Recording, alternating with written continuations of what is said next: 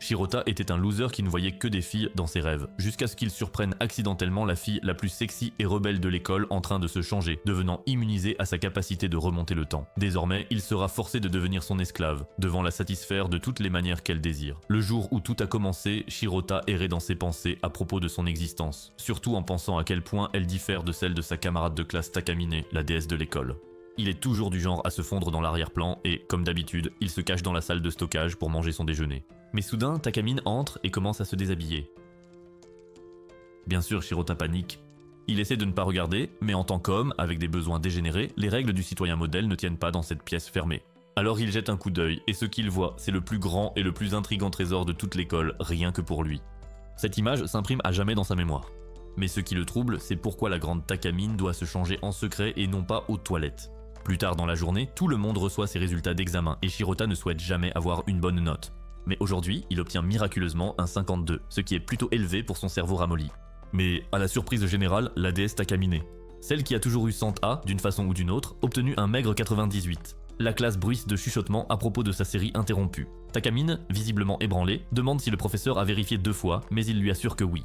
Depuis l'arrière, Shirota remarque le changement soudain d'attitude de Takamine. Elle s'éloigne des bureaux, puis quelque chose d'impensable se produit. Takamine glisse ses mains sous sa jupe et enlève sa protection couleur pêche. Shirota aperçoit les petits pains parfaitement cuits de Takamine et il peut pratiquement sentir à quel point ils sont rebondis, rien qu'en les regardant. Puis soudain tout change. Il se réveille avant d'obtenir ses résultats d'examen, pensant qu'il a une vision à la destination finale, car chaque scène se rejoue exactement de la même façon, sauf cette fois-ci. Takamine obtient le score parfait et Shirota se souvient parfaitement qu'elle avait eu 98 plus tôt.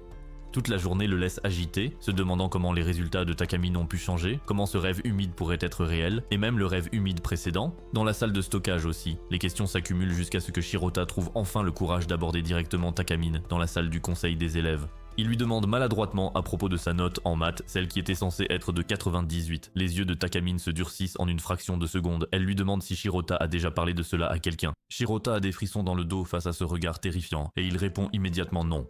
Takamine se détend légèrement, mais elle n'en a pas fini et elle devine que Shirota l'a déjà vu. Il pense qu'il s'agit de la note de l'examen, mais Takamine le pousse brutalement dans un coin, faisant référence au fait qu'il a déjà vu son corps dans la salle de stockage. Shirota se fige, se demandant comment elle peut le savoir, mais au lieu d'être en colère, elle affiche un sourire ambigu, disant que c'est comme ça. Puis elle lui propose un marché. Takamine invite Shirota à s'asseoir et lui verse un verre d'eau. Shirota tremble pour sa vie, convaincu que Takamine va l'empoisonner à cause de ce qu'il sait. Ses mains tremblent tellement qu'il renverse l'eau, éclaboussant presque les plans de Takamine, mais elle esquive rapidement. Shirota nettoie immédiatement, trop effrayée de déclencher la colère de Takamine, mais elle dit que c'est un bon exemple. Soudain, elle desserre sa cravate, enlève lentement ses vêtements, et une fois de plus, le monde se réinitialise. Ils bouclent tous les deux le temps, Shirota le ressent, et maintenant l'apparence de Takamine change. Tous ses vêtements sont trempés, et ses courbes douces et laiteuses sont vraiment visibles sous le tissu mouillé. Elle s'assoit sur la table et ordonne à Shirota de l'essuyer comme punition pour avoir renversé l'eau. Shirota obéit avec sa main tremblante. Puis Takamine lui demande s'il remarque quelque chose de différent dans son apparence. Comme Shirota est en train de court-circuiter à ce moment-là, il ne comprend pas de quoi elle parle, et elle n'a aucune patience pour la stupidité. Alors elle lui attrape la main et la pose sur l'un de ses trésors. Perdu dans l'instant, Takamine donne un coup de pied dans les bijoux de famille de Shirota comme si de rien n'était pour le ramener à la réalité, le traitant de quelqu'un sans sens de l'observation. Elle dit fièrement qu'il est faible face à son corps parfait. Puis Takamine fait remarquer qu'il lui manque sa couverture de scénario et que ses vêtements sont mouillés. C'est à ce moment-là que Shirota comprend que les choses sont différentes cette fois. Takamine explique enfin qu'elle a un pouvoir. Il s'appelle Eternal Virgin Road, une capacité qui lui permet de boucler le temps à chaque fois qu'elle enlève sa couverture de scénario. Mais quiconque voit sa peau nue se souvient de ce qui s'est passé avant la boucle temporelle. Et c'est pour ça que Shirota s'en souvient. Cette explication est trop compliquée pour le petit cerveau de Shirota, et il ne comprend presque rien. Mais Takamine continue de bavarder sur ses notes parfaites et son corps parfait, tandis que Shirota ne peut se concentrer que sur le fait qu'elle est à moitié déshabillée devant lui. Elle continue de lui jeter son succès à la figure, disant qu'il ne comprendra jamais rien parce qu'il perd toujours. Alors que pour lui, cette femme a déjà perdu la tête. Puis elle continue en expliquant comment elle a obtenu son pouvoir le jour où elle a perdu une course lors d'un festival d'été il y a des années à cause d'un mal de ventre, a pissé dans sa culotte de honte et a déclenché son pouvoir en se déshabillant. Donc elle pense qu'elle a reçu son pouvoir pour la gloire de son nom glorieux. Dans sa tête, Shirota pense qu'elle a vraiment besoin d'un médecin. Quand Takamine termine son histoire, elle révèle qu'elle lui raconte tout ça parce qu'elle a besoin d'un esclave. Parce qu'à chaque fois qu'elle utilise son pouvoir, elle perd ses sous-vêtements, donc elle a besoin de quelqu'un pour lui apporter constamment de nouvelles paires. Et comme Shirota connaît ses secrets, Il est parfait pour le rôle, puisqu'il est le plus grand loser de toute l'école, et personne ne se doutera jamais de rien s'il devient son petit esclave. Shirota en a marre de ces absurdités, alors il quitte immédiatement la pièce, mais Takamine l'arrête avant qu'il n'atteigne la porte, lui demandant pourquoi il ne veut pas accepter le poste. Il lui dit franchement que son pouvoir est louche et que la façon dont elle demande est mauvaise. Il en a assez, Takamine ne veut pas perdre, alors elle lui barre la route et l'attrape, si bien qu'ils tombent tous les deux, Shirota se retrouvant au-dessus d'elle. Elle prend à nouveau sa main pour la poser sur ses atouts généreux, le séduisant avec un regard brûlant, mais soudain elle pousse un cri. Ces cris bruyants attirent l'attention de tout le monde vers la salle du conseil. Avec leur position actuelle, tout le monde appelle rapidement la police et Takamine affirme que Shirota l'a harcelé. Shirota est fichu. Avec les fausses larmes de Takamine, tout le monde croit la demoiselle en détresse et pense qu'il est le nouveau pervers. Il comprend que c'est son piège pour le forcer à reconsidérer sa décision. Et finalement, Takamine réinitialise le temps avant le chaos. Avec un sourire narquois, Takamine dit à Shirota qu'il devrait lui être reconnaissant après qu'elle l'a sauvé d'être traité de pervers. Et en guise de remerciement, elle exige qu'il l'aide à remettre sa protection pour ses fesses. Alors que tout le monde rêverait d'être à sa place, au service de cette femme masochiste, Shirota ferme les yeux pendant qu'il l'habille. « Pourquoi es-tu gay ?» Takamine le remarque et se moque de lui, le traitant de pauvre mauviette parce qu'il ferme les yeux maintenant, alors qu'il avait jeté un coup d'œil plus tôt. Shirota tombe à genoux pour s'excuser, jurant que c'était un accident, et Takamine l'observe, réalisant qu'en dépit de tout, elle admet qu'il a toujours son bon fond d'autrefois. Cette nuit-là, Shirota rêve de Takamine, de la façon dont son corps est vulnérable devant lui, jusqu'à la manière dont elle le manipule sournoisement, et le rêve se termine avec la police qui fait irruption pour l'arrêter. Il se réveille en hyperventilant, se souvenant encore de cet incident. À ce moment-là, son téléphone vibre et il voit que c'est un message de Takamine contenant une photo d'elle et un avertissement, lui rappelant que c'est son premier jour en tant qu'esclave. Sur le chemin de l'école, Shirota s'inquiète du genre de tâche qu'elle va lui confier. Derrière lui, la déesse elle-même, Takamine, arrive et les élèves l'assaillent de salutations comme si elle était divine. Mais il ne peut s'empêcher de se demander comment quelqu'un d'aussi adoré qu'elle pourrait aussi être le diable déguisé. Les garçons autour bourdonnent de jalousie, mais elle s'en moque et se penche à son oreille pour lui murmurer de venir immédiatement dans la salle du conseil. À l'intérieur, Shirota se sent nerveux d'être dans la même pièce qu'une beauté psychotique. Takamine se moque de lui parce qu'il est nerveux, disant qu'ils sont maîtres et esclaves, avant d'aller droit au but en lui tendant un sac rempli de ses protège-pêches. Elle explique simplement que son travail est de porter le sac et d'être prêt à lui fournir ses sous-vêtements dès qu'elle en a besoin. Shirota essaie de refuser, disant à quel point c'est dangereux, mais Takamine lui rappelle que son pouvoir n'est pas patient. Et s'il résiste, elle peut remonter le temps et le ramener au moment où tout le monde le voyait comme un pervers. Cette simple pensée le brise et il accepte à contre-cœur. Takamine esquisse un sourire en coin, déboutonne sa chemise et lui promet une récompense pour avoir été un bon petit chien. Shirota tremble alors que Takamine glisse son pied sous le sien, le faisant tomber sur le dos. Elle plane au-dessus de lui, le taquinant, faisant semblant qu'elle est sur le point de retirer sa couverture de pêche, jusqu'à ce qu'il ferme les yeux et la supplie d'arrêter. « Tu es gay !» Elle sourit, appréciant d'être au-dessus, mais finit par s'éloigner. Elle admet qu'il vaudrait mieux qu'il lui obéisse sans menace, et parce qu'elle a encore un peu de pudeur, elle ne veut pas que quelqu'un d'autre voie ses sous-vêtements. Mais parce qu'elle lui fait confiance, Shirota fait exception. Son comportement soudainement timide le prend au dépourvu et son désir dépravé le ronge. Mais il secoue la tête, changeant rapidement de sujet, en lui demandant si elle ne ressent vraiment rien pour lui. Takamine répond franchement qu'elle veut seulement le manipuler pour qu'il lui obéisse complètement. D'accord, son honnêteté le blesse et il décide de partir en cours, mais elle l'arrête en le taquinant, disant que les sous-vêtements ne sont pas pour sa collection personnelle. Plus tard en classe, Shirota se demande dans quel type de situation Takamine utilise sa capacité étrange. À ce moment-là, le professeur lui demande de lire un poème dans leur livre. Elle le lit avec grâce, chaque mot débordant de sens. Lorsqu'elle termine, le professeur la félicite. Shirota pense à quel point elle est incroyable, croyant qu'elle n'utilisera pas trop souvent sa capacité. Mais alors, une brise entre par la fenêtre et le professeur demande à un élève de la fermer. Soudain, Takamine se lève et dit qu'elle veut recommencer, ce qui choque Shirota. Devant tout le monde, elle enlève son répulsif contre l'odeur de poisson, activant ainsi sa capacité à remonter le temps. Tout se rembobine jusqu'à juste avant, elle lit. Lorsque le professeur l'interroge à nouveau, elle recommence, cette fois en synchronisant parfaitement sa voix avec le vent qui souffle dans la classe. Sa performance transporte tout le monde, par l'imagination, dans un monde ancien, simple et pur.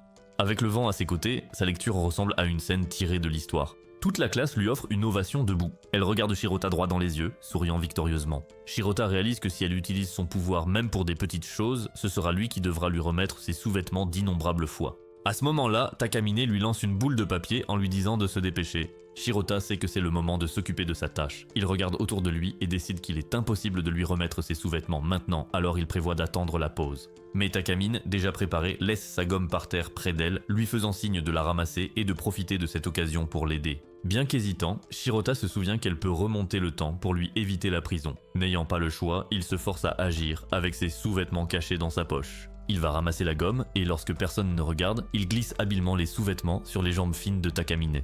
Avant de retourner à sa place, voyant que personne n'a rien remarqué, il célèbre discrètement sa réussite. Mais lorsqu'il se retourne, il voit qu'il ne les a pas bien remis et qu'ils sont sur le point de glisser. Takamine lui fait signe de les remettre correctement, refusant de les ajuster elle-même.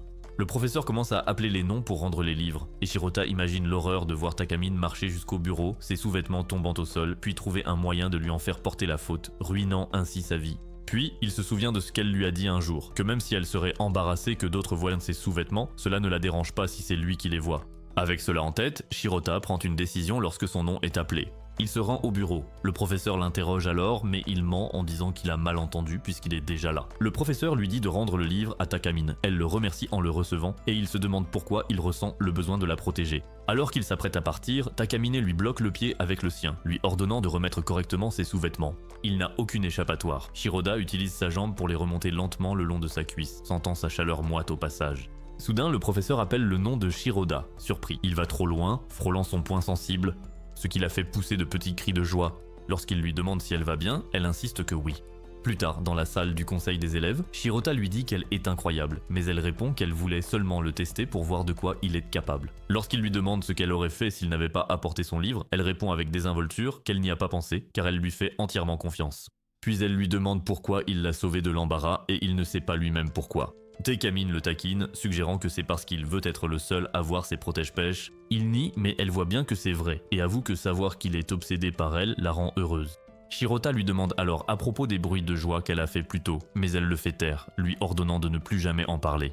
Plus tard, après les cours, le professeur demande à Takamine de rapporter l'examen papier au laboratoire.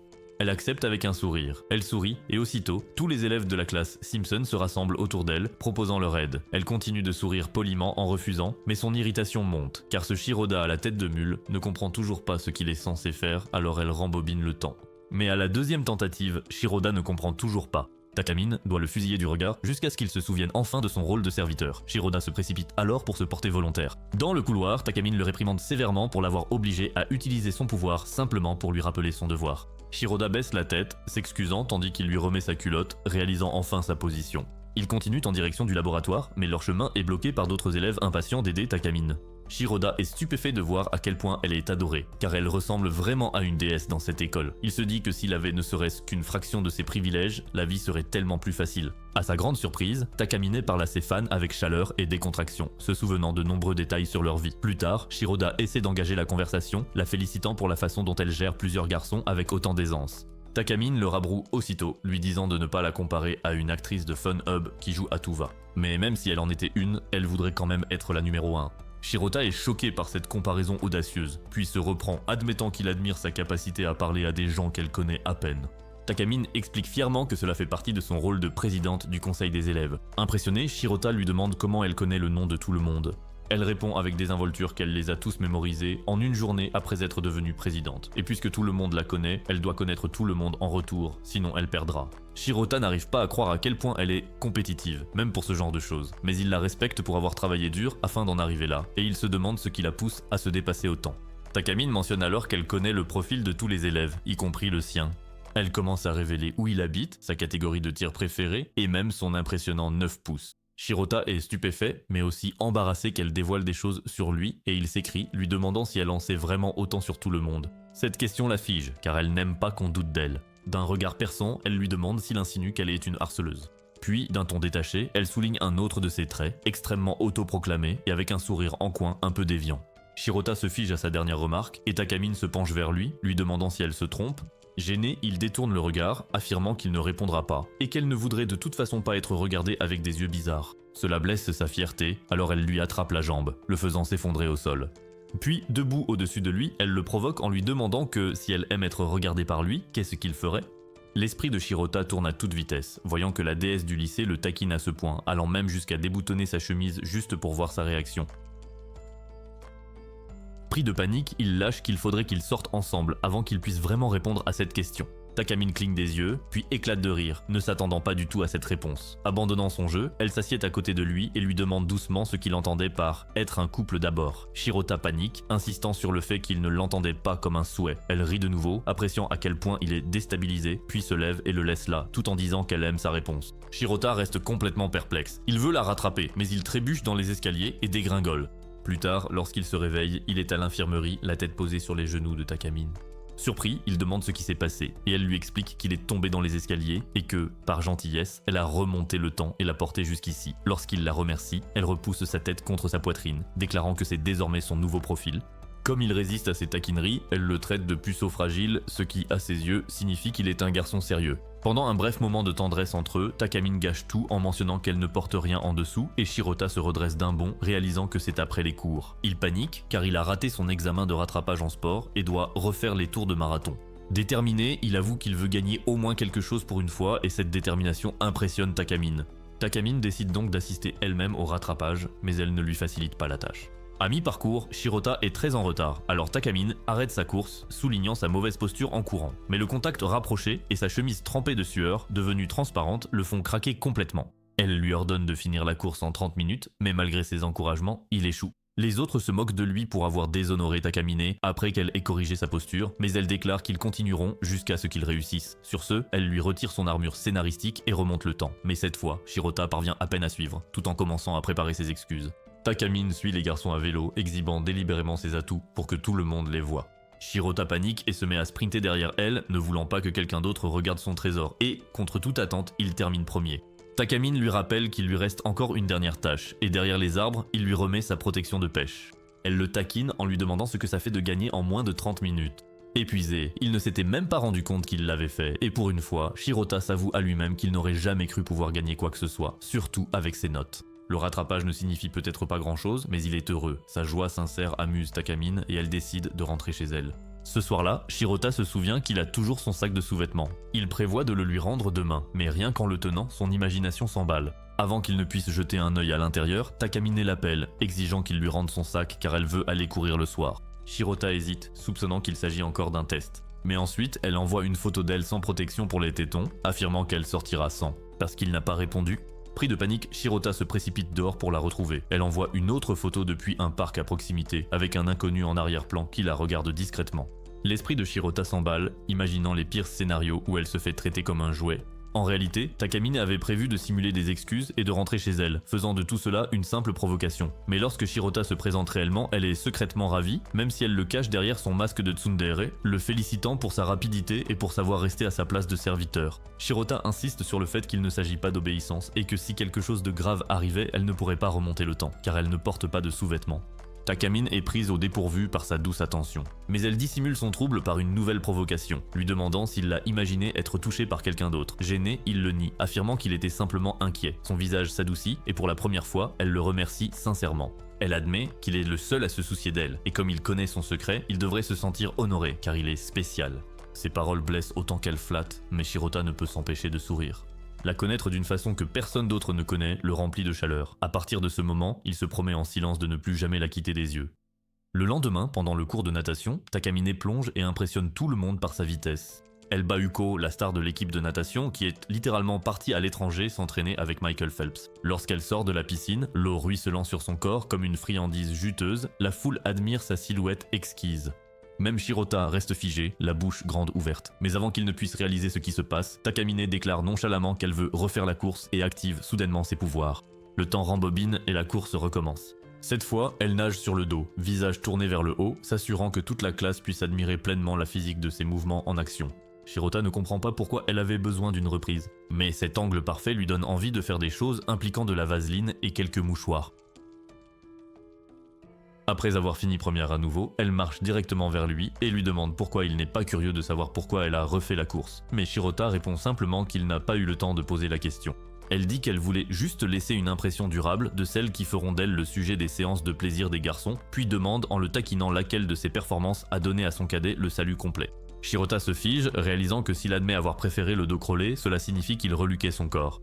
Mais avant qu'il ne réponde, Takamine remarque qu'il rougit et le taquine encore plus, disant que ses yeux lui ont déjà donné la réponse qu'elle voulait.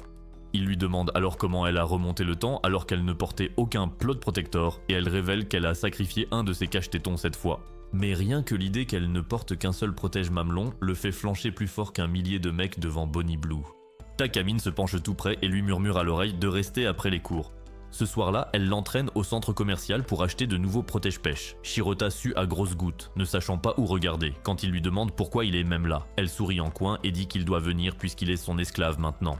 Puis, juste pour le torturer, elle lui demande quelle paire acheter. Il marmonne que n'importe laquelle ira, mais elle ne le laisse pas s'en tirer. Elle le force à choisir. Il attrape au hasard et choisit accidentellement l'ensemble le plus extravagant, recouvert façon Mia Khalifa du magasin.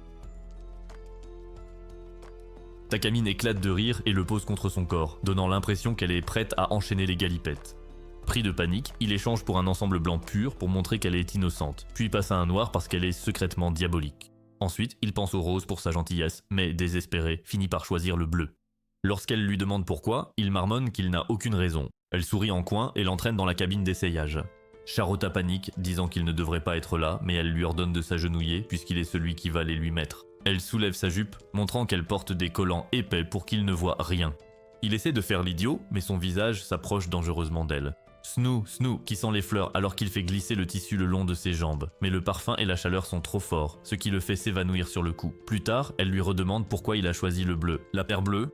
Shirota essaie d'esquiver, mais elle le plaque contre le mur et exige une réponse de sa part. Il lâche que c'est parce qu'elle lui semble hors de portée. Il choisit le bleu car cela lui rappelle qu'elle est aussi haute que le ciel bleu et aussi profonde que la mer bleue. Takamine ne dit rien, elle sort simplement à son étage, le laissant paniquer, pensant qu'elle n'aime pas son choix. Mais après un moment de silence, elle rougit et avoue à voix basse que si elle le porte, son pouvoir, Eternal Virgin Road, ne sera plus d'actualité. Le lendemain, Shirota attrape un rhume et devient tout pâle en classe. Après les cours, il essaie de rentrer directement chez lui, mais Takamine insiste pour le raccompagner puisqu'elle habite à côté. Arrivée chez lui, elle est surprise de voir que sa chambre est en fait propre, puis elle vérifie aussitôt son ordinateur portable à la recherche de sa cachette secrète de Johnny Sins. Il le referme brusquement, paniquée. Elle rit, disant qu'elle doit soigner son esclave avant qu'il ne devienne inutile. Quand elle lui demande s'il mange correctement et qu'il avoue que non, elle propose de cuisiner, il refuse, mais elle l'ignore. Elle le taquine, demandant si elle ne devrait porter qu'un tablier en cuisinant, et même lui essuyer la sueur. Mais Shirota n'en peut plus, craque, la pousse dehors et dit qu'il peut s'occuper de lui-même. Mais Takamine remonte le temps. Et soudain, il y a un bol de riz fumant sur sa table et une serviette propre à côté. Elle dit qu'elle l'a préparé dans sa cuisine et qu'elle réchauffera la serviette si elle refroidit. Pendant qu'il mange, Shirota se demande pourquoi elle alterne entre le taquiner sans pitié et être extrêmement gentille avec lui. Plus tard, alors qu'il est au lit, Takamine se glisse dans la chambre pour vérifier si le repas lui a convenu. Il répond que oui, mais à sa grande surprise, elle se glisse dans le lit à côté de lui, disant que la chaleur corporelle est importante pour lutter contre le froid. Il proteste, mais elle remonte encore le temps, éliminant toute trace de sueur sur elle pour sentir bon. Il dit « ce n'est pas la question », mais elle se penche simplement plus près, lui demandant s'il préférerait qu'elle sente plus sucrée. Il abandonne et se tourne, mais elle le serre dans ses bras, lui disant de la considérer simplement comme une bouillotte. Le cœur de Shirota s'emballe, sachant qu'il est au lit avec la déesse du lycée. Mais Takamine s'adoucit, admet qu'elle est allée trop loin et s'excuse. Puis elle presse son visage contre son corps, disant que cela l'aidera à se détendre et à mieux dormir. Elle le prévient de ne pas avoir d'idées bizarres, car c'est uniquement pour sa santé. Mais à sa grande surprise, pour la première fois, Shirota ne ressent rien de déplacé. Au contraire, il se sent en sécurité. Doucement, il lui demande si elle est simplement gentille pour s'assurer qu'il reste avec elle. Et cette question la prend au dépourvu, son cœur battant la chamade. Elle ouvre la bouche pour répondre, mais Shirota s'endort avant qu'elle n'ait le temps de le faire. Sur le chemin du retour, elle voit des enfants courir et se souvient de son enfance solitaire. À l'époque, elle n'avait jamais d'amis. Mais une fois, alors qu'elle nourrissait un chat noir, Shirota est apparue et lui a donné du lait avec elle. Et depuis ce jour-là, elle a commencé à l'apprécier, mais lui ne s'en souvient même pas. De retour chez elle, elle joue avec ce même chat, Kuro, et marmonne à son intention à quel point Shirota est stupide de penser cela. Être gentil avec lui n'est qu'un moyen de le garder près d'elle, et non parce qu'elle tient vraiment à lui, alors qu'en réalité, c'est le cas. Quelques jours plus tard, sur le chemin de l'école, Takamine évoque négligemment les devoirs à rendre ce jour-là. Shirota est pris au dépourvu, car il pensait que c'était pour l'été et il n'y a pas touché. Elle pousse un soupir de déception, comme si elle plaignait le professeur d'être coincé avec des idiots comme lui. Avec un air suffisant, elle lui propose son aide, mais seulement à condition qu'il lui jure une servitude éternelle et aboie pour elle comme un bon petit chien. Shirota est agacé par la moquerie, mais le rappel de ses mauvaises notes le touche profondément. Il déclare donc qu'il va travailler dur de son côté pour redresser la situation pendant les cours et le déjeuner. En entendant cela, elle lui souhaite bonne chance, mais lui rappelle de ne pas négliger ses devoirs d'esclave. Plus tard en classe, Shirota travaille dur sur ses devoirs. Inquiet de savoir s'il finira à temps, Takamine est appelé au tableau, mais son image parfaite est ternie lorsque le professeur la bouscule. Shirota s'attend à ce qu'elle utilise ses pouvoirs pour remonter le temps et préserver son aura, mais à sa grande surprise, elle laisse passer et continue simplement d'écrire plus tard, tandis que Shirota travaille encore. Une fille remercie Takamine de lui avoir conseillé d'acheter une montre pour son béguin, mais elle mentionne aussi qu'une nouvelle version de la montre est sortie dès le lendemain. Et Takamine hésite, pensant qu'elle devrait changer le passé à cause de cela, mais choisit de ne pas remonter le temps, lui disant plutôt d'échanger la montre avant la fin de la journée. Shiroda termine enfin pour trouver Takamine qui chancelle faiblement dans le couloir. Alarmé, il se précipite pour la soutenir. Elle balaye la question d'un revers de main, prétextant une fièvre, mais son visage pâle trahit la vérité. C'est le prix à payer pour s'être retenue d'utiliser son pouvoir. Elle s'effondre, laissant Shirota certain que ses soupçons sont fondés. Elle a refusé de remonter le temps pour ne pas perturber ses études. Il la presse de remonter le temps pour se rétablir, mais elle refuse, lui transférant ainsi le fardeau. Lorsqu'il hésite, elle lui rappelle que ses devoirs terminés disparaîtront si elle remonte le temps. Shirota répond que ce n'est pas grave, qu'il peut les refaire, et qu'il préfère voir la Takamine joyeuse qu'il connaît, ce qui la fait rougir. Alors que sa jupe se soulève, il fait glisser délicatement sa protection pêche vers le bas. Mais au lieu de remonter toute la journée, elle ne revient que de quelques secondes en arrière, effaçant le moment où elle est tombée, affirmant avec fierté qu'elle refuse de remonter le temps. Juste parce qu'il l'a dit, en descendant les escaliers ensemble, elle lui promet de relire ses devoirs pour que cela n'arrive plus, et qu'elle l'aidera. Lorsque les vacances d'été arrivent, elle l'invite chez elle pour l'aider à étudier. Seuls, tous les deux, elle corrige ses erreurs, remontant le temps à chaque fois qu'il se trompe sur une question. Puis elle part préparer du café, mais pas avant d'avoir révélé que ses parents sont absents pour plusieurs jours, et ces mots restent dans l'esprit de Shirota jusqu'à ce qu'elle se penche vers lui, lui rappelant qu'il se trompe encore. D'un seul geste, sa chemise se soulève, sa couverture de prétexte tombe et le temps rembobine une fois de plus. Alors que le temps continue de s'écouler, elle le taquine, disant qu'il fait exprès de jouer l'idiot pour pouvoir passer la nuit et faire des choses coquines avec elle. Son expression stupéfaite ne fait qu'alimenter son imagination, mais elle affirme qu'ils ne sont pas seuls. Car Kuro, son chat, est toujours là. Sachant qu'il ne peut pas avoir d'animaux chez lui, Shirota souhaite le voir. Elle le prévient que cela pourrait le distraire, mais accepte, murmurant doucement que le chat doit sûrement lui manquer aussi. Mais elle revient sans lui, disant qu'elle ne sait pas où il est, alors à la place, elle met des oreilles de chat, se déclarant comme la remplaçante. Il proteste, incrédule, mais elle avance à quatre pattes, les hanches ondulant, la voix miaulant. Son corps le trahit et son bas-ventre s'agite à mesure que son jeu devient plus audacieux.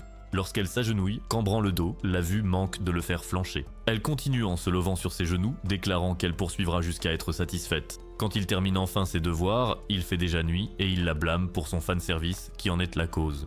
Takumi prévient qu'il va pleuvoir mais il l'ignore, pour finalement ouvrir la porte sur une averse. Calmement, elle lui propose de passer la nuit, énumérant tout ce qu'il faut, futon de rechange, nourriture, salle de bain, avant de lui offrir malicieusement de lui laver le dos comme il le souhaite. Il cède aussitôt, mais avant que la discussion ne reprenne, un grattement à la porte annonce le retour de Kuro. Elle fait entrer le chat, s'attendant à ce qu'il se souvienne du petit félin, mais il joue simplement avec le chat, la laissant sous le choc. Les lumières s'éteignent soudainement, plongeant la maison dans l'obscurité. Takamani masque son changement d'humeur par un calme glacial, s'assied sur le lit et exige une histoire pour passer le temps. Quand Shirota échoue, elle choisit le thème des souvenirs d'école. Il se souvient des jeux et des séances de bêtises après l'école avec ses amis, mais elle s'agace de le voir ne pas se rappeler. Il demande alors un peu d'eau, mais, prise de colère, elle vide une bouteille d'eau par frustration. Elle demande une autre histoire, mais lorsqu'il partage son surnom d'enfance, elle le rabroue à nouveau. Pensant l'avoir ennuyé, Shirota demande à utiliser la douche, mais Takamine s'en va, puis revient en serviette, lui annonçant par dépit qu'il ne peut pas l'utiliser. Elle s'allonge et se tourne vers le mur, boudant parce qu'il ne se souvient pas. Shirota, se sentant coupable, essaie de trouver une meilleure histoire. Il se souvient soudainement de quelque chose de plus profond, un chat errant dont il s'est occupé autrefois, avec une fille aux cheveux courts, et comment il apportait toujours des parapluies et des serviettes pour le chat. Elle lui demande ce qu'il est advenu de la fille. Et Shirota avoue que la fille lui avait un jour avoué ses sentiments, mais qu'il n'a jamais répondu et qu'elle a fini par disparaître, tout comme le chat. Il admet qu'il regrette d'avoir perdu contact et qu'il n'a jamais su son nom. Takamine, secrètement la même fille, s'assied devant lui, l'encourageant silencieusement à faire le lien et lui demande ce qu'il ferait s'il la revoyait. Au lieu de cela, son cerveau idiot lui demande si elle connaît la fille, ce qui la déçoit, mais elle reprend contenance et le félicite de s'en être souvenu. Soudain, le tonnerre gronde, la surprenant si violemment que sa serviette glisse, dévoilant entièrement son corps, et elle lui saute dessus lorsqu'un nouvel éclair frappe. Shirota réalise enfin qu'elle a peur de l'orage et qu'elle a utilisé ses devoirs comme excuse pour le garder près d'elle. Allongée sur lui, elle murmure qu'elle voudrait effacer ce moment, mais puisque ses pouvoirs ne fonctionnent pas sur lui, elle le supplie de l'effacer de sa mémoire. Finalement, elle reste blottie contre lui, tremblante dans ses bras, et pour la première fois, Shirota perçoit sa vulnérabilité. Mise à nu, une facette de Takamine que personne d'autre n'a jamais vue. Quand la lumière revient, Takamine se lève rapidement, s'enroule dans une serviette et se dirige vers la cuisine, disant qu'elle va préparer quelque chose à manger. Shirota essaie de protester en disant qu'il va bien, mais elle balaye son objection, affirmant que ce n'est pas pour lui, tout en promettant quand même de préparer sa part s'il joue le jeu.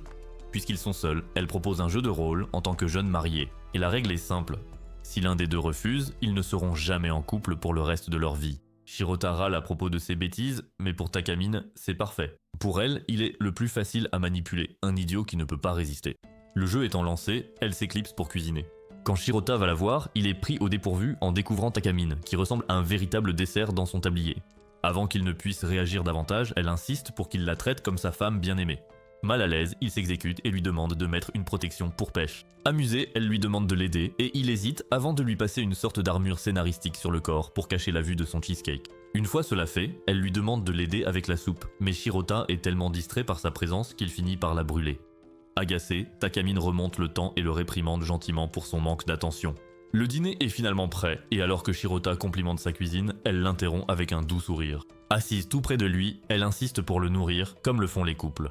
Tremblant et rougissant, il se laisse faire. L'atmosphère devient plus lourde lorsque de la soupe se renverse sur ses cuisses. Pris de panique, il s'inquiète que ce soit chaud, mais avant qu'il ne puisse réagir, elle détourne la situation. Elle lui dit de venir lécher la soupe sur elle, ne voulant pas gaspiller le goût du mélange entre la soupe et sa sueur. Elle se lève même, lui offrant une vue complète de sa peau lisse et de ses jambes. Alors qu'il hésite, elle rembobine le moment, éclatant de rire, comme si ce n'était qu'une blague. Elle déclare qu'elle a encore sa dignité, le laissant gémir de confusion, incapable de savoir ce qui est réel et ce qui n'est qu'une provocation. Il termine le dîner, et ensuite, Takamine propose de préparer le bain. Shirota se propose de faire la vaisselle pour qu'elle puisse y aller en premier, mais elle refuse, insistant pour qu'ils prennent leur bain ensemble comme un couple. Lorsqu'il réagit avec stupeur, elle se contente de rire et dit que c'était encore une blague. Plus tard, dans la salle de bain, il finit par se détendre, cherchant le savon. Mais soudain, Takamine entre, enveloppée seulement d'une serviette, affichant un sourire malicieux et dit que ce n'est pas parce qu'elle plaisante qu'elle s'arrête pour autant. Elle tourne autour de lui avec un regard qui le rend nerveux, puis le taquine en suggérant qu'il pourrait utiliser son shampoing de façon perverse. Avant qu'il ne puisse se défendre, elle laisse tomber la serviette, révélant un maillot de bain beaucoup trop révélateur, à la limite de rendre cette vidéo interdite aux moins de 17 ans. Il essaie de partir, mais elle l'en empêche, disant qu'elle va le laver et qu'elle appelle ça un entraînement pour quand elle deviendra une épouse. Shirota se fige, stupéfait par l'avance de son imagination, mais elle balaye ça d'un revers de main, disant que c'est pour le remercier de l'avoir hébergé. Il accepte à contre-cœur, tout en la prévenant de ne pas en faire trop. À l'intérieur, il lutte déjà contre ses pulsions, son self-control vacillant face à sa présence. Lorsqu'elle commence à frotter du savon sur son dos avec ses mains nues, il essaye de se distraire en comptant dans sa tête, mais cela échoue quand quelque chose de doux et rebondissant se presse contre lui. Affolé, il se retourne brusquement pour découvrir qu'elle tient 2 ballons remplis d'eau, arborant un sourire narquois devant sa panique. Lorsqu'elle termine son dos, elle passe à son torse et annonce qu'il est temps pour le shampoing. Elle a écrit une protestation dans laquelle elle promettait seulement son dos, mais elle déforme ses mots, disant qu'elle n'a jamais précisé quelle partie. Elle commence à lui laver les cheveux, ses mains lentement et soigneusement. Il essaie de supporter, mais elle mentionne ensuite avec désinvolture que le shampoing est le sien. La pensée le frappe durement, réalisant qu'il sentira comme elle. Son corps réagit, le sang afflue vers le bas. Désespéré, il tente de l'arrêter, mais dans son mouvement maladroit, sa main tombe sur elle. Parcelle, tous deux se figèrent un instant, puis Takamine sourit sournoisement, le taquinant à nouveau pour son manque de patience. Il panique et saute dans la baignoire pour se cacher. Mais lorsqu'elle réalise ce que ses mains tentent de lui cacher, elle s'excuse rapidement, déclarant sa mission accomplie. Plus tard, allongée dans la chambre d'amis, Shirota rejoue tout ce qui s'est passé dans la salle de bain, se demandant comment Takamine a pu aller aussi loin avec lui. Sa tranquillité prend fin lorsqu'elle frappe à la porte, lui demandant de régler une alarme, puis entre sans attendre. Elle lui saute dessus, vêtue d'une nuisette qui ne laisse que peu de place à l'imagination. Se tenant au-dessus de lui, elle lui rappelle que sa place est toujours au-dessus. Shirota comprend que ces taquineries incessantes viennent du fait qu'il a vu son côté vulnérable, et que c'est ainsi qu'elle reprend le contrôle. Quelques jours plus tard, le festival d'été arrive, et Takamine l'emmène avec elle, disant qu'elle doit patrouiller pour surveiller les élèves qui se comporteraient mal afin d'éviter toute progéniture accidentelle. Avant même qu'il ne commence, elle lui demande nonchalamment de l'aider avec sa culotte manquante, expliquant qu'elle n'a pas pris la peine d'en porter une aujourd'hui, ce qui surprend Shirota. Il essaie de faire valoir qu'il n'y a aucun endroit pour se cacher, mais Takamine fait rapidement semblant que sa sandale s'est cassée, lui donnant ainsi une excuse pour s'éclipser dans un coin tranquille, où il l'aide à s'habiller en secret. Plus tard, alors que les feux d'artifice approchent, elle l'entraîne avec elle, cherchant l'endroit parfait pour les admirer. En chemin, Shirota surprend des chuchotements d'autres personnes qui disent à quel point ils ne vont pas ensemble en tant que couple. Il compare à quel point il est banal par rapport à la beauté de Takamine. Étrangement, ces paroles l'excitent, et il se demande ce que ce serait si c'était réel, si elle serait plus douce, plus gentille, et lui demanderait directement de passer du temps ensemble à faire des galipettes. Cette pensée est interrompue par les feux d'artifice qui éclatent au-dessus d'eux. Takamine soupire, disant qu'il n'y a aucun problème ici, puis remonte le temps pour essayer un autre endroit. Sur le pont, Shirota remarque des couples qui échangent leurs boissons de bouche à bouche. Son esprit s'égare, se demandant s'il pourrait faire la même chose. Lorsqu'elle lui demande à boire, il l'imagine un instant. mais elle lui fait à nouveau aider avec ses sous-vêtements. Il répète le processus à plusieurs endroits, chaque rembobinage la laissant plus épuisée. Finalement, il se retrouve seul, sans aucun problème. Lentement, Shirota réalise qu'elle ne rembobine pas par devoir, mais pour revivre des moments d'un rendez-vous, passant par les endroits où les couples vont habituellement. Il se méfie, pensant que ce que Takamine voulait vraiment, c'était l'excuse d'un rendez-vous. Il la regarde alors, et à cet instant, les feux d'artifice fleurissent au-dessus d'elle, illuminant son visage de lumière. Il est frappé par sa beauté, ne sachant pas si c'est elle ou les feux d'artifice qui le laissent sans voix. Elle sourit chaleureusement, disant que cette fois, ils sont juste à l'heure. Il acquiesce, murmurant que c'est magnifique, bien qu'il ne sache plus s'il parle des feux d'artifice ou d'elle. Mais pour une fois, elle lui sourit doucement et sincèrement, et elle avoue qu'elle est heureuse aussi. Quelques jours après le festival, Takamine demande à Shirota de passer du temps ensemble pendant les portes ouvertes du campus. Elle veut visiter Ogaku, l'école pour les génies comme elle et Einstein. Mais rien que d'y penser met Shirota mal à l'aise, car il sait qu'il est aussi intelligent que des filles qui font des OnlyFans. Quand Takamine lui demande ce qu'il compte faire à l'avenir, il avoue qu'il n'est pas sûr. Mais pour elle, c'est la mauvaise réponse. Elle s'attend à ce qu'il dise qu'il la suivra partout, quoi qu'il arrive. Elle ne se soucie pas de son choix, mais il doit quand même rester son esclave. Mais pour Shirota, c'est juste une autre façon de dire qu'il doit entrer dans la même université qu'elle. Elle ajoute que tant qu'il remplit ses conditions, tout ira bien. Et Shirota gémit, pensant que c'est loin d'être la liberté. Alors qu'il parle de liberté, Takamine passe un appel vidéo et lui montre son nouvel ensemble très osé qui ne laisse presque rien à l'imagination. Shirota s'étouffe presque en le voyant. Et elle lui rappelle nonchalamment que c'est lui qui avait choisi quelque chose comme ça la première fois. Et sans hésiter, elle montre la vue d'en bas, ce qui est dévastateur pour lui. Takamine le taquine en disant que peut-être un jour à l'université, elle pourra devenir une sugar baby pour les seniors et faire la fête avec eux. Shirota arrête immédiatement cette pensée, sachant que c'est une limite qu'elle ne devrait pas franchir, même en plaisantant.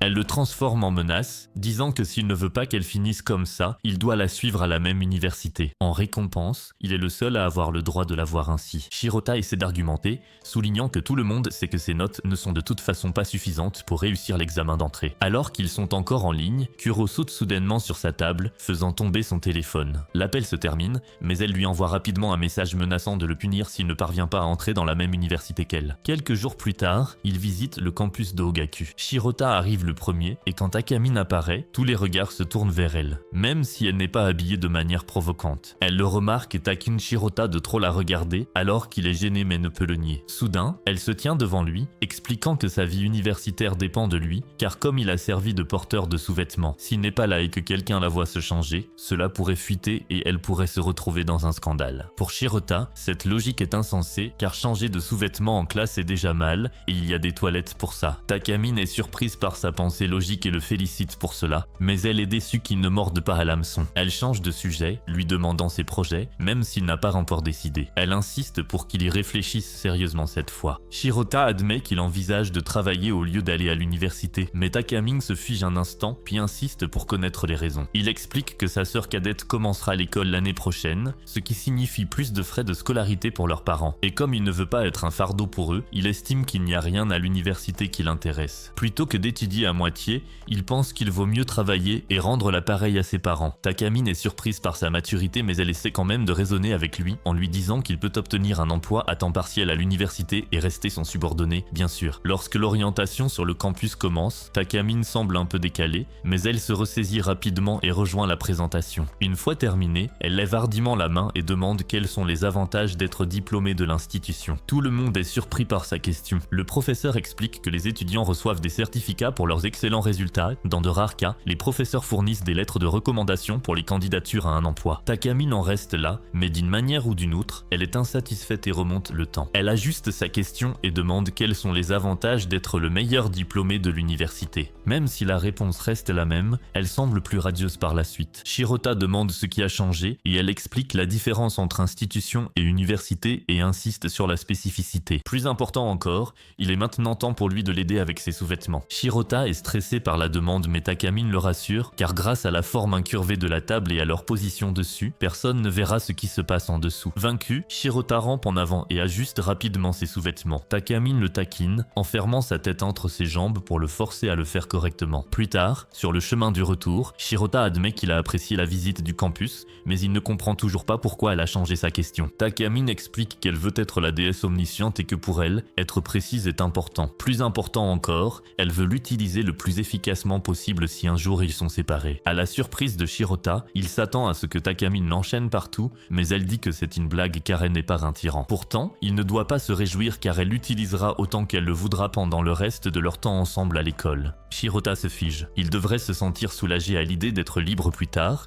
mais quelque chose se tord dans son cœur car il n'est pas sûr qu'il serait heureux d'être séparé d'elle. Le lendemain à l'école, Shirota ne peut s'empêcher de rejouer le regard que Takamine avait hier avec sa tristesse. Lorsqu'il la salue, elle revient instantanément à son état habituel, mais Shirota remarque que quelque chose ne va pas. La jupe de Takamine est bizarrement placée et les étudiants pointent leur téléphone vers elle. Quand il le lui dit doucement, elle prétend que c'est intentionnel mais ajuste quand même comme si elle craignait qu'il ne veuille pas que d'autres gars voient ses gâteaux. Alors qu'il continue, il remarque même qu'elle ne porte qu'une seule chaussette, ce qui renforce ses soupçons selon lesquels quelque chose ne va pas chez elle aujourd'hui. Puis, dans le train, l'anxiété de Shirota grandit. La perfection habituelle de Takamine semble avoir disparu. En l'observant attentivement, il remarque la physique de ses melons qui rebondissent d'une manière qui montre clairement qu'elle ne porte aucune protection au pepperoni. Avant qu'il ne puisse l'avertir, elle le surprend en train de la fixer, puis, alors que les portes se ferment, une partie de sa chemise se coince, tirant vers le bas et exposant ses secrets à toute la foule. Shirota se souvient immédiatement que quiconque voit ses poires divines deviendra immunisé contre ses pouvoirs. Réfléchissant vite, il la couvre de ses propres mains, bloquant la vue. Takamine ne perd pas de temps. Elle claque des doigts et ramène le temps à ce matin-là, réinitialisant complètement la journée. Shirota est stupéfaite, réalisant qu'elle refait tout depuis le début. En rassemblant les pièces du puzzle, il réalise quelque chose de crucial, même si elle le traite comme un outil, l'idée de le perdre a dû la déstabiliser. C'est pourquoi elle est soudainement devenue si maladroite. Tranquillement déterminée, Shirota fait le choix de rejoindre une école préparatoire et de travailler dur pour pouvoir entrer à Ogaku et rester à ses côtés. Mais alors qu'il entre pour la première fois dans l'école préparatoire, prêt à se lancer dans ses études, il entre en collision de manière inattendue avec une superbe blonde, une version animée de Margot Robbie qui le regarde avec reconnaissance dans les yeux. Shirota se fige, complètement pris au dépourvu. Au moment où il se regarde dans les yeux, la fille blonde se précipite et jette ses bras autour de Shirota, le serrant fort dans ses bras. Avec un sourire éclatant, elle se présente comme Ellie. Après avoir terminé de s'inscrire au cours, les deux marchent naturellement ensemble, et les souvenirs commencent à revenir à Shirota. Il se rend compte qu'il l'a vue pour la dernière fois il y a près de 5 ans, tandis qu'Ellie, d'un autre côté, rit en se rappelant qu'elle était plus grande que lui, pour finalement remarquer qu'il a grandi. À l'époque, ils jouaient sans cesse, jusqu'à ce que leur inscription dans des écoles différentes les sépare. Shirota remarque qu'elle a beaucoup changé, car elle a l'air plus mature ou plus élégante et se comporte avec une élégance surprenante. Ellie rayonne de fierté face aux compliments, secouant ses cheveux en annonçant qu'elle fait du mannequinat amateur. Puis, elle lui demande s'il a des projets par la suite. Quand il admet qu'il ne le fait pas, elle l'entraîne instantanément vers le parc où ils jouaient quand ils étaient enfants. Une fois arrivé, Shirota remarque l'escalier familier qui mène à l'endroit même où il a rencontré Takame pour la première fois. Bien qu'à l'heure actuelle, il ne se rappelle pas clairement du souvenir. Alors qu'il est perdu dans ses pensées, Ellie lui attrape soudainement la main et le tire vers la fontaine où il faisait autrefois des batailles de ballons d'eau. Avec enthousiasme, elle lui demande s'il veut jouer à nouveau, mais Shirota,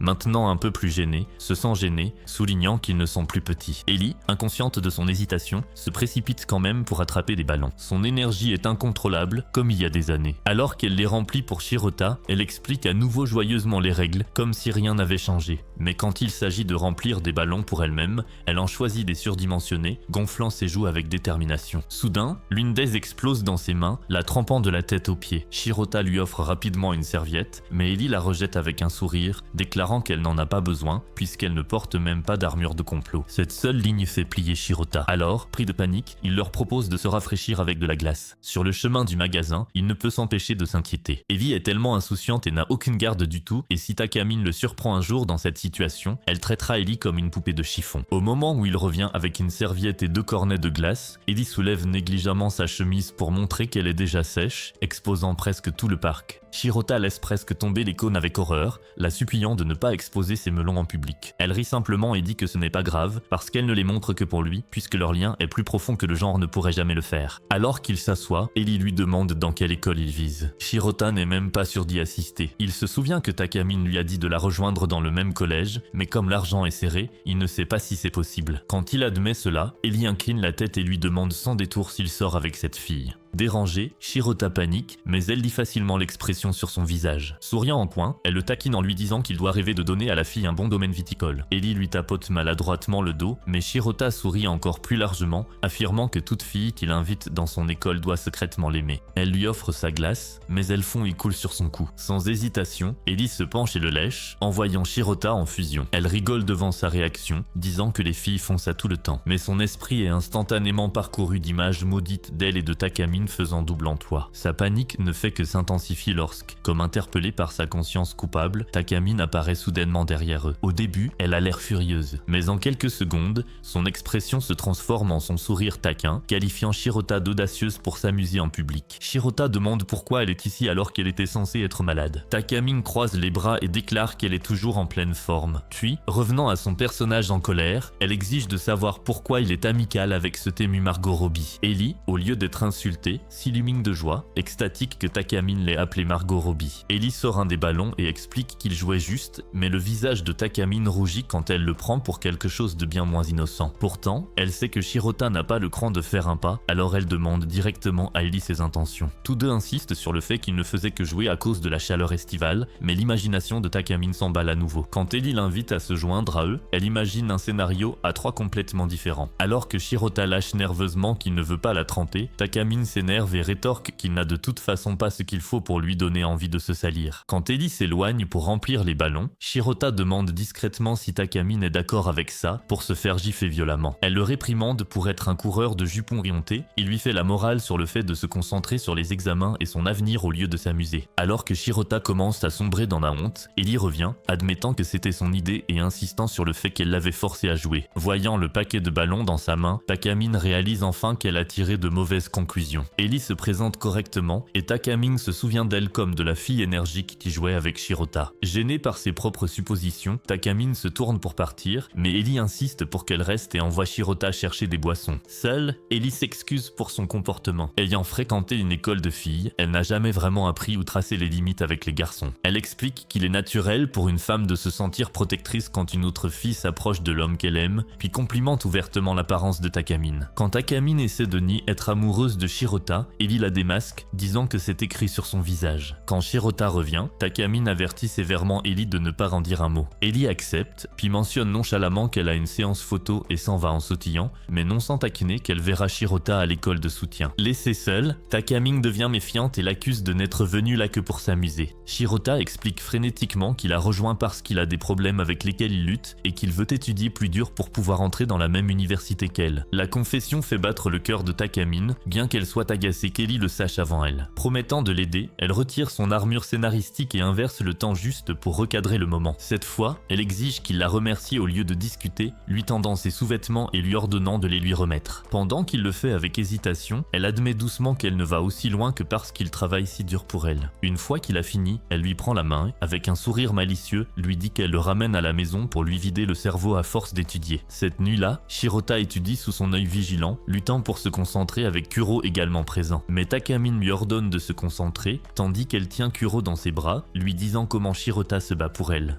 Un jour après les cours supplémentaires, Shirota sort avec Ellie et Takamine passe par là et leur demande s'ils veulent traîner et Ellie suggère leur restaurant familial habituel. Pour Shirota, c'est étrange car Takamine ne montre jamais autant d'émotion à personne. Ses pensées sont interrompues lorsque la serveuse salue Ellie avec désinvolture. Ils se connaissent clairement et Ellie commande même pour eux. Ensuite, la serveuse mentionne qu'elle aura fini son service dans 1 heure. Shirota demande qui elle est et Ellie dit que c'est son amie de l'école qui lui donne toujours des frites supplémentaires. Alors aujourd'hui, Ellie paiera pour tout le monde. De nulle part, Takamine marmonne qu'elle est au régime et Ellie s'excuse rapidement puis loue le corps chaud et plantureux de Takamine. Quand la nourriture arrive, Takamine n'a que du thé, tandis que l'assiette d'Ellie ressemble à quelque chose que vous, les gros porcs, commanderiez. Takamine demande des nouvelles du cours du jour. Shirota dit que le tuteur est excellent et facile à suivre et que c'est agréable parce qu'Ellie est là. Ellie dit qu'elle ressent la même chose, ce qui agace Takamine, surtout quand Ellie mentionne qu'elles étudiaient ensemble. Takamine s'énerve, demandant si Shirota aime juste étudier avec des filles, vu qu'elle-même était récemment chez lui, seule. Shirota essaie de la corriger, mais Ellie le prend au trême, excitée car elle sait à quel point Takamine est intelligente. Ellie admet qu'elle et Shirota jouaient trop et oubliaient leurs devoirs, contrairement à elle. Takamine ricane, disant qu'elle ne peut rien y faire même si elle est avec eux. Puis elle raconte comment elle s'est déguisée en chat pour que Shirota étudie. Shirota s'étouffe, disant que c'était son idée. Mais Ellie trouve ça amusant, comme Halloween, et suggère qu'ils étudient tous ensemble et fassent une soirée pyjama. Shirota dit qu'il viendra si c'est sérieux, mais Ellie insiste pour la soirée pyjama, car ils en faisaient aussi avant. Takamine s'énerve, disant que c'est dangereux, et elle déforme l'histoire, racontant à Ellie comment Shirota a utilisé la pluie comme excuse pour rester chez elle et a ensuite frotté son ventre la nuit. Shirota est horrifiée, mais Takamine lui marche sur le pied pour le faire taire. Ellie ne comprend pas, alors Takamine continue, disant qu'Ellie ne connaît que le Shirota innocent, pas le pervers. Shirota proteste, mais Takamine le taquine en disant que les gens devraient peut-être entendre sa version, puisqu'elle le connaît mieux que personne. Et Ellie comprend l'allusion. Plus tard, Ellie prend Takamine à part pour parler pendant que Shirota rentre chez lui. Ellie s'excuse si Takamine pense qu'elle essaie de lui prendre Shirota, l'assurant que non, car elle a déjà quelqu'un, et honnêtement, elle préfère Takamine à Shirota. Takamine se fige, ne comprenant pas, jusqu'à ce qu'Ellie parte avec la même serveuse de tout à l'heure, main dans la main, et ce n'est qu'alors que Takamine réalise que cette fille préfère les ciseaux aux cailloux. Quand elle revoit Shirota, il lui demande de quoi elles ont parlé. Takamine le patime, disant qu'elle discutait à quel point il est bégéméré. Shirota manque de mourir sur place, mais elle balaie ça d'un revers de main comme une discussion de filles. En passant devant le parc, Takamine aperçoit les ballons d'Ellie encore dans son sac et défie Shirota, disant que le gagnant obtient une faveur du perdant. Shirota résiste, mais elle grogne, lui demandant pourquoi il jouerait avec Ellie mais pas avec elle. Alors il joue. Shirota sait déjà qu'il ne peut pas battre Takamine, et il ne veut pas non plus mouiller sa robe, alors il lance doucement. Mais Takamine saute délibérément dans l'un d'eux, se mouillant comme Ellie plus tôt. Elle le fusille du regard, lui demandant s'il n'a vu qu'une fille mouillée ce jour-là, ou si c'était quelque chose de plus. Shirota panique, ce qui l'énerve, et elle lui lance les 4 ballons d'eau d'un coup. Takamine gagne alors, et en guise de récompense, elle ordonne à Shirota de lécher sa sueur. Il se fige, se souvenant quand Ellie a léché la glace sur son cou, et réalise que Takamine veut faire mieux. Il la supplie d'arrêter car c'est un lieu public, mais elle insiste, évoquant même Ellie qu'il a léché l'autre jour. Il réalise qu'elle est jalouse, alors pour lui faire plaisir, il dit qu'il va lui lécher le cou. Mais Takamine sourit et montre son cou propre. Elle veut un endroit moite comme sous sa jupe, entre ses cuisses, sur sa poitrine, ou peut-être tout ça. Shirota proteste, mais elle le traite de menteur, et sachant qu'elle ne reculera pas, il cède. Derrière les arbres, Takamine soulève sa robe. Shirota s'agenouille, troublé par sa peau délicate, il choisit son ventre. Avec toute cette tension, il le fait, tandis que Takamine essaie de ne pas faire de bruit de plaisir. Quand c'est fini, elle lui dit de ne pas trop réfléchir, car ils ne se sont pas beaucoup vus dernièrement, et elle veut juste être avec lui. Elle s'excuse même car ses souvenirs d'Ellie sont maintenant remplacés par elle. Mais ça suffit, et ça lui confirme que Takamine est jalouse. Mais la chaleur du moment les rattrape et Shirota se retrouve avec de la fièvre, s'évanouissant. Le dernier jour de l'été, Shirota et Takamine partent en vacances. Elle l'a aidé à étudier sans rien demander en retour, mais il veut la remercier. Alors pour une fois, il veut être un gentleman. Il se promène et Shirota mentionne vouloir un café. Takamine sort des coupons, comme toujours, veut tout contrôler. Quand Shirota revient avec les boissons, elle remonte le temps juste pour insister qu'il utilise ses coupons à elle. Elle le tire même dans un coin tranquille, ce qui est rare pour elle. Plus tard dans un magasin, Takamine montre une poupée lapin, disant qu'elle est mignonne. Shirota l'achète en secret, et quand il la lui donne, elle dit qu'elle préférerait lui donner quelque chose plutôt que de recevoir. Elle lui demande ce qu'il veut faire d'autre. Il dit une promenade en bateau, car ce sera sa première, mais il s'avère que c'est aussi la sienne. Pendant qu'il rame, Takamine s'agace et exige son tour. Quand il refuse, elle saute dans l'eau, se déshabillant pour remonter le temps. Cette fois-ci, elle remet ses sous-vêtements. Shirota le lui fait remarquer, et elle s'en va en trombe, disant qu'il est trop lent. Il s'excuse, craignant que le voyage ne soit une perte de temps pour elle. Mais elle dit que c'est parce qu'il se force au lieu de profiter du moment. Elle lui rappelle que la seule raison pour laquelle elle l'a amené ici est de lui offrir un cadeau pour son travail acharné, et il comprend enfin son comportement étrange, alors il la remercie pour l'aide, les études et les vacances. Cette honnêteté la prend au dépourvu, la rendant confuse. Takamine accepte finalement de le laisser prendre les rênes pour le reste du voyage. Quelques jours plus tard, Shirota est censé étudier avec Takamine, mais en chemin, il rencontre Ellie, et d'une manière ou d'une autre, elle se joint à eux.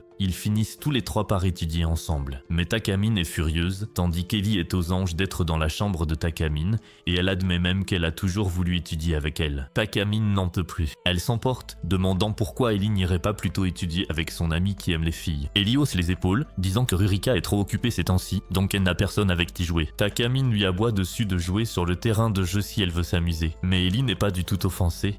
Et c'est là que Shirota se souvient de quelque chose qu'Ellie avait dit une fois, qu'elle préférait les filles. Ses soupçons sont confirmés au moment où Ellie touche nonchalamment la poitrine de Takamine en lui posant une question. Takamine se lève immédiatement et envoie Shirota acheter des boissons. Il veut refuser, craignant de la laisser seule avec Ellie, mais un regard mortel de Takamine le fait fuir. Seul, Takamine ne mâche pas ses mots. Elle dit à Ellie de partir, affirmant qu'enseigner à Shirota est déjà assez difficile sans un autre idiot présent. Ellie se contente de rire, mais avant de partir, elle demande si Takamine est en couple avec Shirota. Takamine le nie catégoriquement, mais Ellie voit clair dans son jeu. Elle la taquine en disant que Shirota est difficile à approcher, manquant toujours les allusions, ce qui épuiserait n'importe qui. Cela touche Takamine, et elle admet qu'Ellie a raison, car peu importe à quel point elle essaie de le séduire, son crâne épais ne le remarque jamais. Ellie est surprise par son honnêteté, et Takamine fait marche arrière, disant que c'est à propos d'une de ses amies. Ellie joue le jeu et demande ce que cette amie a fait. Takamine raconte tout, de l'acte félin à la cascade dans la salle de bain, chaque petite tentative. Ellie bouillonne de jalousie mais garde le silence. Takamine continue, disant que si l'homme ne peut pas saisir les allusions d'une femme aussi formidable que son amie, alors quelque chose ne va pas chez lui. Ellie demande si cet homme montre jamais quelque chose en retour. Takamine réfléchit un instant à la nuit où l'homme s'est précipité chez son amie, mort d'inquiétude pour elle,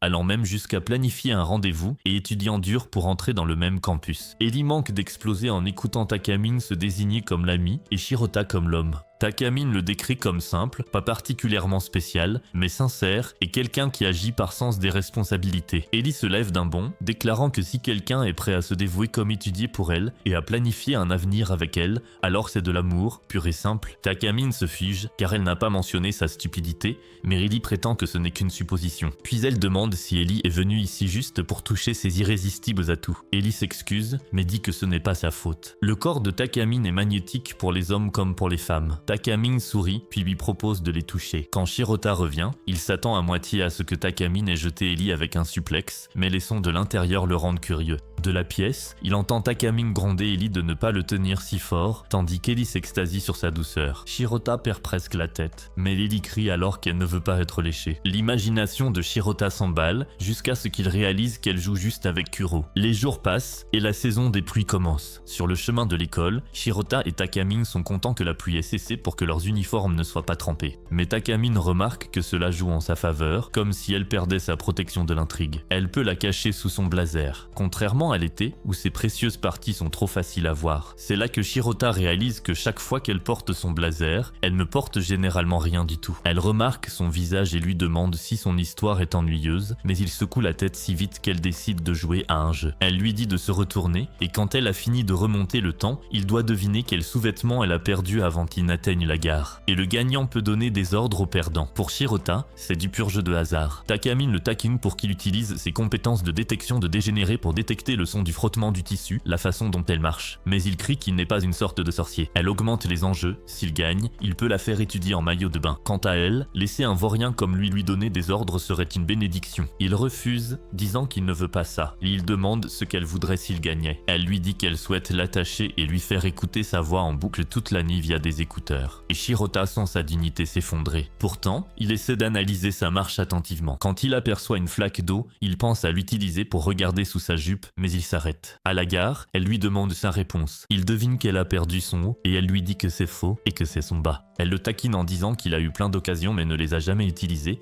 et Shirota admet qu'il n'a pas pu se résoudre à regarder sous sa jupe. Takamine a l'air déçu, admettant qu'elle aurait aimé qu'il devine juste, même en se laissant passer par cette flaque d'eau pour lui. En entendant cela, Shirota est stupéfait de savoir qu'elle voulait en fait qu'il regarde. Plus tard, dans le train, ils parlent du festival scolaire. Leur classe fait une pièce de Cendrillon et le professeur attribuera bientôt les rôles. Mais Shirota espère rien d'important. Takamine lui rappelle que l'année dernière, il n'était qu'un panneau humain pour le panneau de la classe. Embarrassée, il demande comment elle sait, et elle dit nonchalamment qu'elle sait tout. Elle déclare alors qu'elle sera Cendrillon, donc Shirota doit aussi prendre un rôle. En classe, Takamine se tient devant et demande des volontaires. Ensuite, tout le monde est d'accord qu'elle devrait être Cendrillon. Quand il s'agit du personnel, personne ne lève la main pour l'équipe son, alors Shirota se porte volontaire, seulement pour que Takamine remonte le temps et le bloc. Elle le traîne devant, sous prétexte d'écrire des noms. Sans échappatoire, Shirota se tient à côté d'elle, jusqu'à ce qu'elle presse délibérément son derrière contre son entrejambe, puis se penche sur le bureau, demandant qui veut être le prince. Shirota s'effondre presque de coups de chaleur, mais personne ne le remarque. Beaucoup de garçons se portent volontaires, jusqu'à ce que le garçon le plus populaire, Seiya, se lève, et avec lui, les autres reculent. Takamine murmure que Seiya pourrait devenir son second porteur de lingerie, car en tant que prince, il se rapproche d'elle. De plus, il est intelligent et pourrait facilement la faire chanter pour des faveurs. Cette idée horrifie Shirota, car il ne veut pas que Seiya tienne Takamine en otage. Alors, sans autre choix, il s'inscrit pour être prince aussi. Takamine est ravi quand Shirota s'inscrit pour la pièce, bien qu'il soit évident que la présence de Seiya a déclenché son élan de courage soudain. Quand les votes arrivent, Shirota perd face à Seiya sans discussion. Sur le chemin du retour, Shirota demande si elle pensait vraiment ce qu'elle a dit à propos de faire de Seiya son second porteur de lingerie. Takamine s'arrête, se retourne et admet que c'était un piège, juste une ruse pour qu'il s'inscrive comme prince. Mais puisqu'il a perdu, il peut au moins être le garde de la princesse, ce qui signifie de toute façon beaucoup de temps sur scène. Elle continue de marcher, ajoutant qu'elle ne veut pas qu'il reste dans l'équipe technique, car au fond, elle veut qu'il finisse par apprécier le festival. À l'approche de l'événement, les répétitions deviennent quotidiennes. Le dernier jour de préparation, tous ceux qui n'ont pas de rôle sont forcés aux tâches en coulisses. Takamine donne personnellement sa tâche à Shirota, faisant instantanément vibrer son fan club déchaîné. Shirota réalise que Takamine n'a jamais interagi ouvertement avec lui à l'école avant aujourd'hui, et cela seul le rend nerveux, car elle a toujours un plan. Pendant qu'il peint le décor, il gâche les lumières. Un camarade le réprimande, disant qu'il n'y a pas le temps de réparer, et des murmures sur son inutilité se répandent. Avant que ça ne dégénère, Takamine remonte le temps. Elle le tire derrière le décor et le réprimande elle-même pendant qu'il travaille. Puis, alors qu'il lui enfile ses sous-vêtements, quelqu'un l'appelle. Takamine passe la tête, laissant Shirota tremblant alors qu'il essaie de ne pas gâcher le travail. La tension est comme une bombe à retardement, mais elle reste parfaitement calme. Quand elle sort enfin, ses sous-vêtements sont encore à moitié remontés. Shirota veut la prévenir, mais avant qu'il ne puisse, elle saute pour attraper une planche qui tombe, la mettant en place en plein saut. Il est stupéfait par son sang-froid, mais elle lui dit seulement de se remettre au travail. Le soir, le décor est terminé. La lune est haute, et Takamine prononce un court discours avant de renvoyer tout le monde chez soi, sauf Shirota, et elle l'appelle sur le toit. Il se prépare à une réprimande, mais au lieu de cela, elle veut juste profiter du ciel nocturne, sachant que c'est leur dernier festival scolaire avant que les examens ne prennent le dessus. Takamine avoue qu'elle a toujours aimé Lani avant le festival, surtout cette année avec son porteur de garde-robe à ses côtés. Elle souhaite qu'ils se soient rencontrés en première année. Shirota réalise qu'elle l'a amené ici juste pour partager le moment, et il promet qu'il sera là avec elle au festival du campus aussi, car il est déterminé à rester avec elle jusqu'à l'université. Takamine devient silencieuse, puis admet qu'elle n'aimait pas Cendrillon. Elle détestait l'idée de rester silencieuse sur ce que l'on voulait, et pour elle, si tu veux quelque chose, tu te bats pour l'obtenir. Et il n'y a pas de marraine fée dans la vraie vie. Pourtant, elle comprend la cage de Cendrillon, la frustration de vouloir mais d'être incapable de saisir. Cette fois, elle peut enfin le dire. Takamine s'approche et prend la main de Shirota. Elle est sur le point de se confesser, mais elle éternue, et Shirota, manquant complètement l'occasion comme un idiot fini, dit qu'elle aurait dû lui dire plus tôt qu'elle voulait rentrer. Ses mains sont glacées, alors il glisse son manteau sur ses épaules sans réfléchir. Takamine laisse le moment passer et ils rentrent ensemble. Le lendemain, le festival commence. L'excitation bourdonne dans l'école, mais dans le coin, Shirota tremble. Takamine le remarque et l'entraîne pour visiter d'autres classes. Son regard seul est terrifiant, mais lui tenir la main en public empire les choses, car ses fanatiques le transpercent de regards mortels assez aiguisés pour couper. Puis, elle l'entraîne dans la maison hantée. Et à l'intérieur, Shirota pense que garder ses distances calmera les rumeurs. Mais Takamine commence à trembler, clairement terrifié. Il se souvient de sa peur du tonnerre et propose de partir, mais fière comme toujours, elle n'y avoir peur. Mais au moment où un fantôme surgit, elle crie et remonte le temps. Même ainsi, Shirota propose à nouveau gentiment, et elle insiste qu'elle fait seulement semblant d'avoir peur pour le calmer. En une minute, un autre fantôme apparaît. Elle crie, remonte le temps à nouveau, puis demande avec suspicion s'il est maudit. Shirota la rassure que tout est faux. Et encore une fois, il propose de partir, mais encore une fois, elle refuse. À la troisième tentative, elle avance, mais quand un fantôme lui attrape la jambe et qu'une araignée tombe d'en haut, elle perd le contrôle. S'accrochant à Shirota, ses vêtements en désordre lui montrant pratiquement tout.